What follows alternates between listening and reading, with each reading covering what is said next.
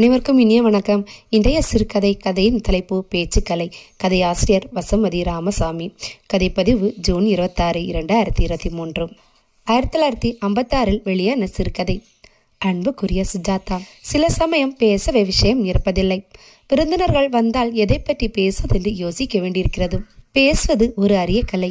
மேடை பேச்சுக்களை பற்றி நான் சொல்லவில்லை, அது வேறு விஷயம். சாதாரணமாக நம் குடும்பங்களில் ஒருவருக்கொருவர் பேசுவது, சிநேகிதர்களிடம் பேசுவது, இவே தான் சொல்கிறேன். மௌனம் பலவிதத்துக்கு நல்லதுதான். ஒரேடியாக மௌனமாக இருப்பதை விட பிறர் மனதை குளிர செய்யும் வகையில் பேசுவதுதான் அதை விட சிறந்தது.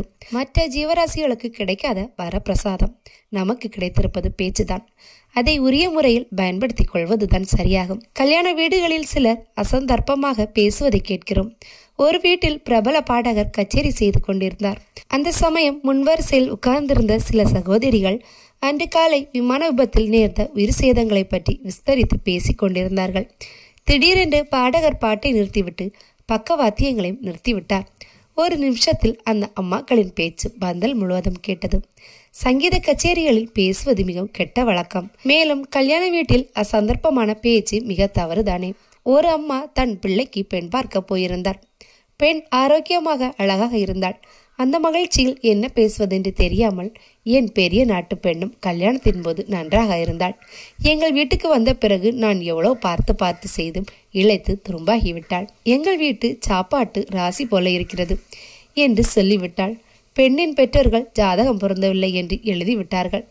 இதில் என்ன ஆச்சரியம் இருக்கிறது? நம்முடைய தவறு நமக்கு தெரிவதில்லை. அதனால் கூடிய மட்டும் பிறர் செய்கையை கவனமாக கவனித்தால் குற்றம் எளிதாக தெரியும். அத்துடன் இல்லாமல் நாமும் இக்குற்றங்களை செய்கிறோமா என்று அடிக்கடி நம்மையே ஆராய்ந்து கொண்டால் நல்ல பலன் இருக்கத்தான் செய்கிறது. தவறுகளை திருத்திக் கொள்ள முடிகிறது. பல வருஷங்களுக்கு பிறகு எங்கள் வீட்டுக்கு ஒரு உறவினர் குடும்பம் வந்திருந்தது.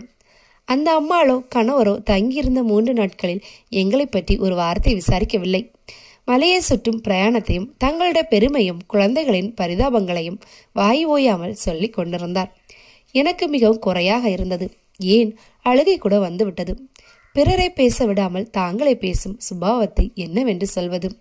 இன்று பெண்களாகிய நாம் பல துறைகளில் வேகமாக முன்னேறி கொண்டு வருகிறோம். ஒருவர் மனம் நோக பேச வேண்டிய அவசியமில்லை. ஒவ்வொருவரிடமும் ஆண்டவன் அருளால் ஏதோ சில நற்குணங்கள் நற்செய்கைகள் இருக்கத்தான் இருக்கும். சிலர் அபூர்வமான கைவேலைகளை செய்வார்கள், பாடுவார்கள், சமையல் சுவையாக செய்வார்கள், குழந்தைகளை நன்றாக வளர்த்திருப்பார்கள். அவற்றை மட்டும் குறிப்பிட்டு பேசுவோம். கஷ்டப்படும் மனதுக்கு ஆறுதல் அன்பான பேச்சுதான். அவர்கள் கஷ்டத்தை ஓரளவு நம் மனதில் பதிய வைத்து கொண்டு ஆறுதல் செல்வோமானால் அது சர்க்கரையில் பூசின வார்த்தையை கூட இருக்காது. இதயத்தின் ஊற்றின அமுதமாக அவர்களுடைய மனப்புண்ணையாற்றும். இப்படிக்கு பூமாதேவி.